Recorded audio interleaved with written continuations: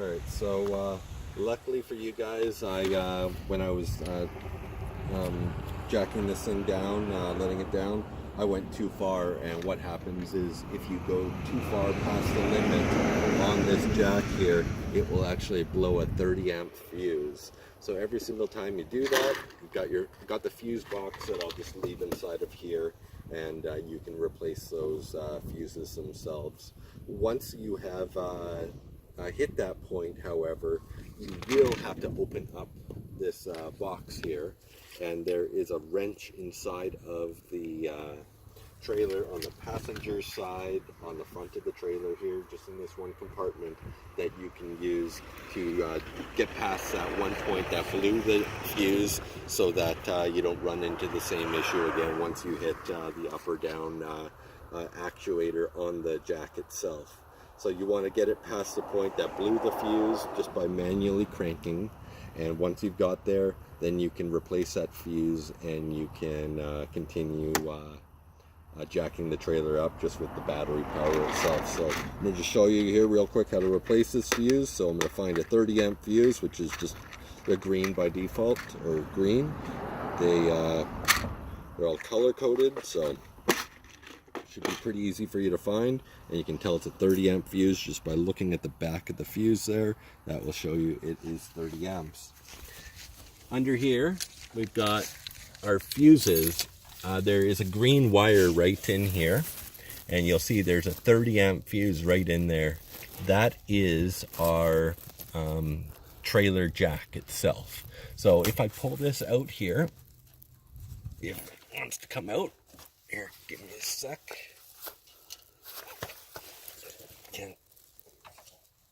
There we go. So if I look at this fuse, which I can't really see inside, but this fuse is definitely blown on the trailer itself. And let me just check and see this one here. This one looks actually like the jack, so I think I pulled the wrong one.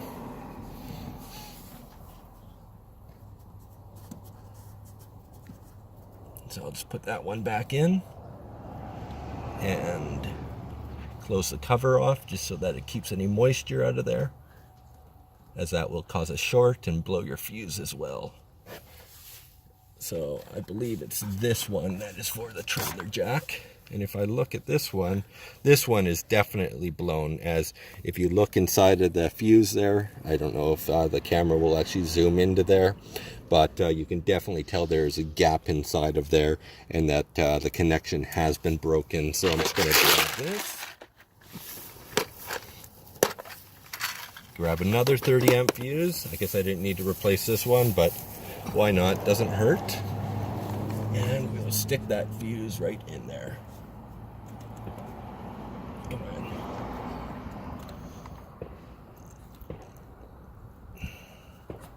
Just like that.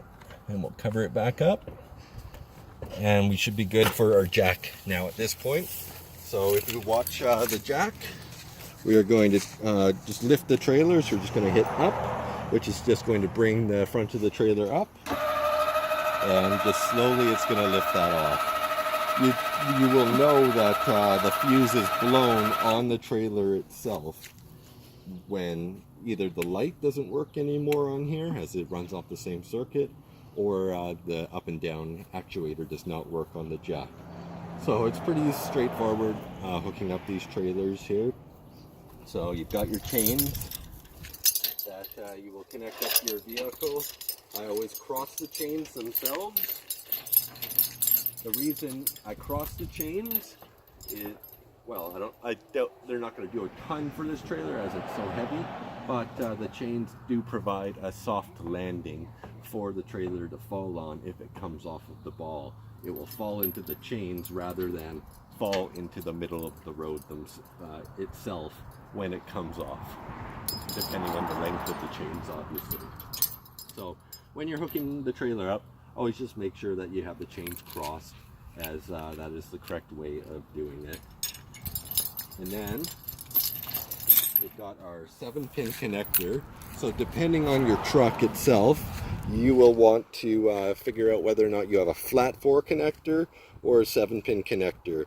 If you have a 4-pin connector, what you're going to have to do is you're going to have to get an adapter to connect to the 7-pin adapter. The one thing that you do lose having a flat 4 connection, which is just a flat connector with 3 female pins and then 1 male on the outside, is you don't actually get trailer brakes, as far as I know with that.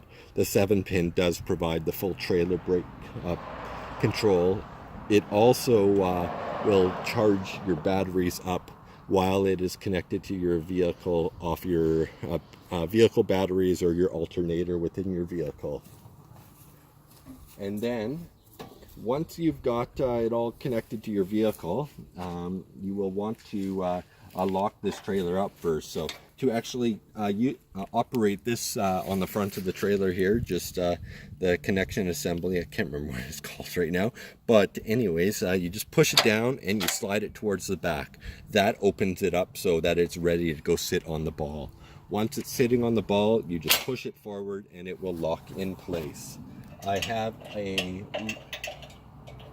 another lock here just to prevent it from sliding up and coming undone.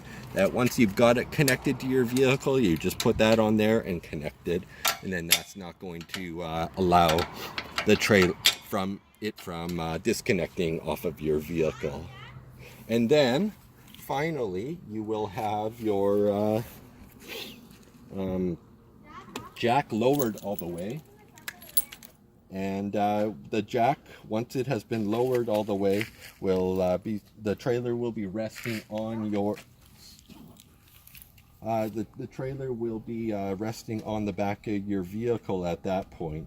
So you will just reach under here, and there's this little foot plate here at the bottom.